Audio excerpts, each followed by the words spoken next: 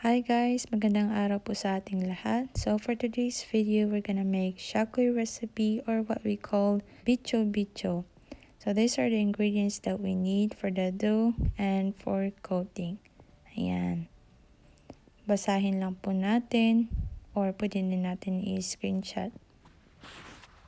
And now we can start making our Shakoy Recipe.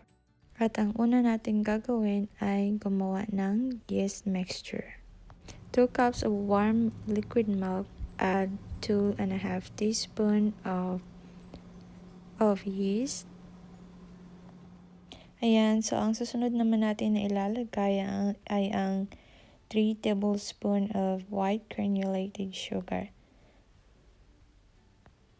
So ayan, after we add the 3 tablespoons of white granulated sugar, we're gonna mix all of it. At iset aside po natin ito pagkatapos po natong mahalo lahat yung yeast mixture for at least 10 minutes. So for the next step naman, we have to mix the dry ingredients. We have 2 cups all-purpose flour, add a half teaspoon of salt and a half teaspoon of baking powder. And we make sure that we mixed it all the way. Ayan. Mix lang ng mix pag may time. Ayan, haluin lang ng haluin para sigurado. After we mix it all the way, we have to set aside the flour mixture. Next step that we will do is to beat the 2 eggs. Ayan.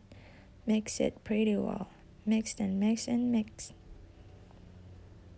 And here you go. We beat the eggs, the 2 big eggs pretty well.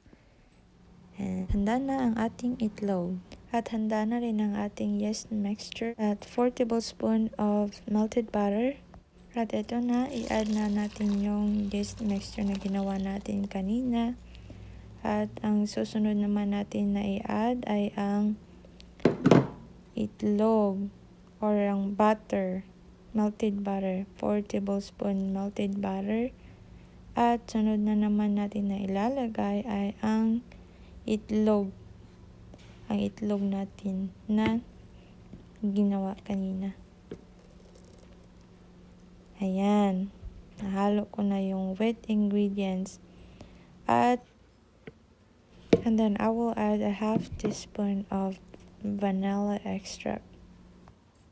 At nailagay ko na po yung wet and dry ingredients sa mixing bowl and let it mix for at least 5 to 6 minutes. Pero kung wala namang mixing bowl, gamitin na lang natin yung ating kamay sa paghalo. Ayan. After 5 to 6 minutes of mixing, ito na po yung itsura at nilagyan ko lang po ng 1 tablespoon of cooking oil on the side. Ayan.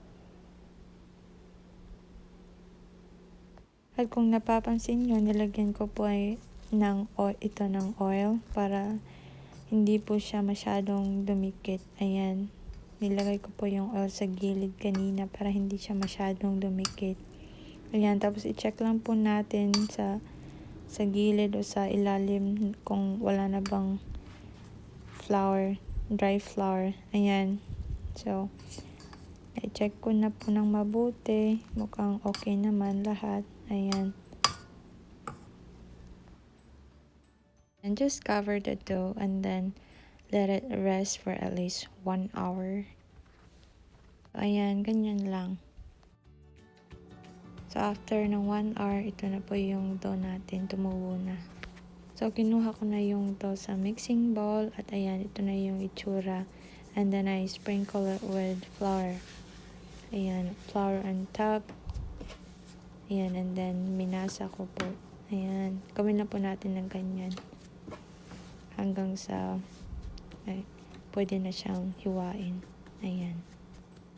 At hinati ko lang po ng ganito. Ayan. 2 hati. At ito na po yung itsura. Ayan. Ganyan na po siya. At pagkatapos, hiwain lang po ng ganyan.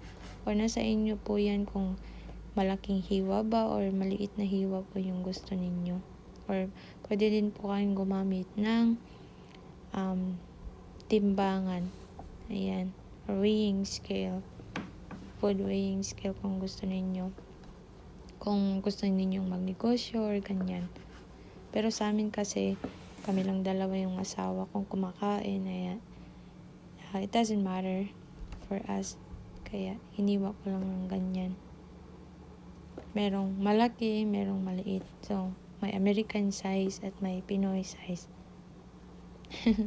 Ganyan lang. Ayan. Hiwain lang po natin. Ayan. So, ayan. Pagkatapos naman hiwain, hihiwalay naman bawat isa. Ayan. Separate ng ganyan. Ayan.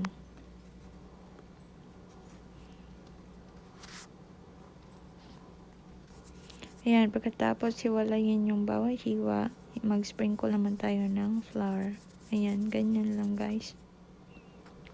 Sprinkle pag may time. Ayan, ganyan na po yung itsura. At pagkatapos, ayan, gawin lang natin ng ganito.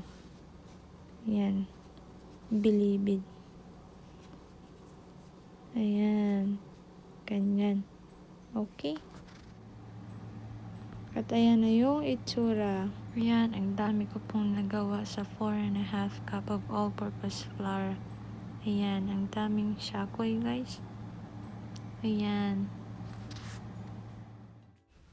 Ayan, nag-init na ako ng mantika sa kawali at i-check ko lang kung lulutang na yan. Ayan, pwede na tayong magprito.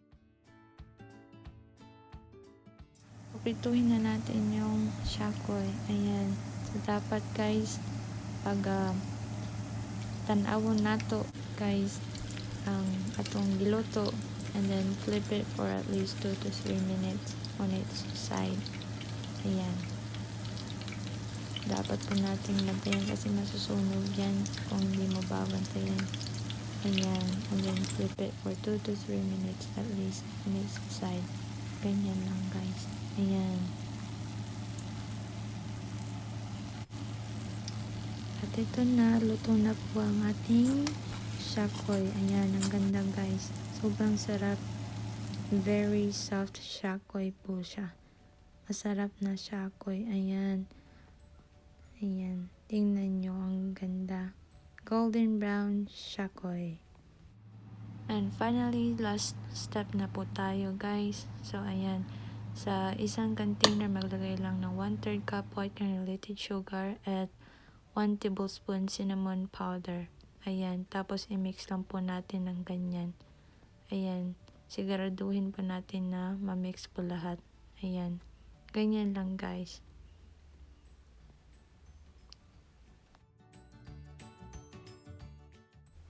At ilagay lang natin yung shakoy guys. Ganyan.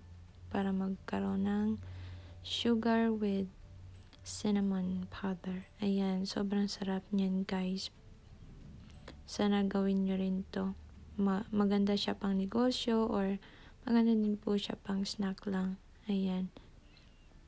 Ganyan.